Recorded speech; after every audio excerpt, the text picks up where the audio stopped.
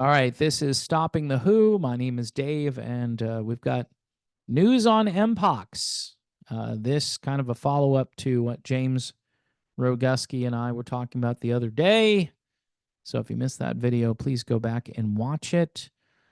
Over on The Defender, which is a great source for information like this, Bavarian Nordic today said it plans to seek European regulatory approval for its vaccine for children ages 12 to 17. This is after the World Health Organization on Wednesday declared a global public health emergency.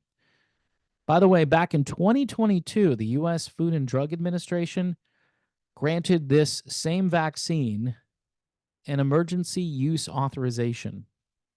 Now, there's good news and bad news about this vaccine. It's all bad news, but there is a little bit of a silver lining to all of this.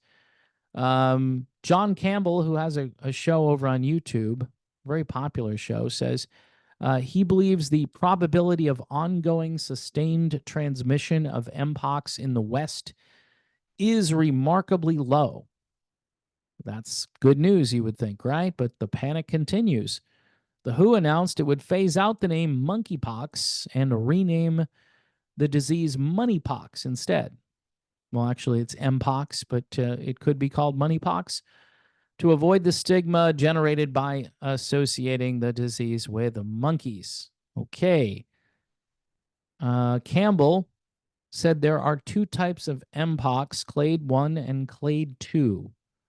Both are typically transmitted via close contact or sexual contact, this according to the CDC. Examples, in case you needed them, include skin to skin, mouth to mouth, mouth to skin, and sex. It can also be spread by touching objects recently touched by a person with the disease, such as towels or sheets. People can also get MPOX from close contact with infected wild animals. Yeah. Campbell pointed out the likelihood of that occurring in Western countries is slim. According to the MPOX fact sheet, and this is from the World Health Organization, the virus also can be transmitted via respiratory droplets or short-range aerosols from prolonged close contact. Okay. That's the first I've heard of that. There's been no confirmed case of airborne transmission in the UK so far, Campbell said. So it's not looking like that is really a major cause of transmission.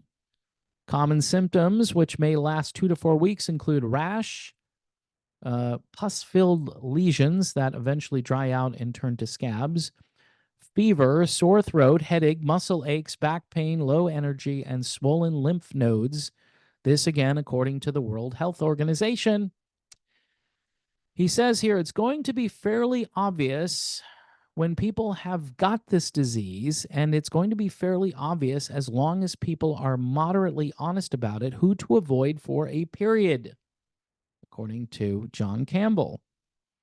Campbell also discussed how the first case reported outside of Africa since the WHO's Wednesday declaration, a person in Sweden, was a returning traveler. He says that's to be expected. If a disease is endemic in a particular part of the world, you're going to get people coming back with it.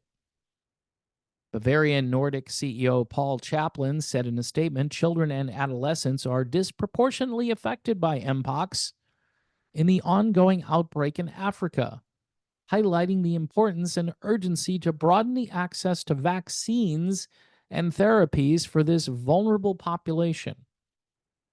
However, according to the CDC, adolescents as an age group are not generally at risk for developing severe disease from MPOX, but yet the panic continues.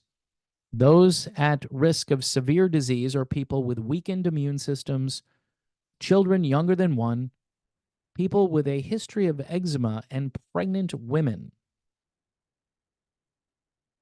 The current MPOX, now this is the good news and bad news here. The current MPOX vaccines are traditional antigen vaccines rather than genetic vaccines, at least for now, according to John Campbell. So it concerns me way less than the RNA and DNA genetic vaccines would. Although I would say no reason to get one for me personally. Just to use me as an example, there are 3 different MPOX vaccines, but they're all much the same variety. They're all derived from the smallpox vaccine. With an antigen vaccine, you can more precisely control the amount of antigen the person receives compared with genetic vaccines, such as you know what, right? The level of immunity generated probably isn't that great, he said. The last paper I read, it was about 66% protection after 2 doses, only about 35% protection after 1 dose. Campbell added, of course, this tells us nothing about how much money manufacturers could make from the vaccine, and presumably, if there's a large scale rollout, there'll be a lot of money involved, hence the name moneypox. He emphasized that mpox is a problem in Africa, but that he's not too worried about the West at the moment. Referring to the WHO's emergency declaration, Campbell said, "Let's hope that not too much fuss is made about it and that this goes away fairly soon and fairly quietly." So that's John Campbell, somebody who I believe you can trust. John has put out great information over the last couple of years. You should probably subscribe to his channel and follow his work because he's doing incredible work on this. And my friend James Roguski as well. I'll put links in the description of this video so you can get more information. And also childrenshealthdefense.org is another great resource. It appears that a lot is being made of this, and I'm not sure there's a there at the end of it. So I think that's good news. The other good news is this is a more traditional vaccine. So even if you decide that you're going to panic about this, it appears that, well, you don't have to worry about the platform they were using the last time, but I'd be worried about all of these. And if you don't really think you're going to take this or need this, then there's really nothing to do here. Just be on alert that they're looking for new ways to scare pretty much everybody.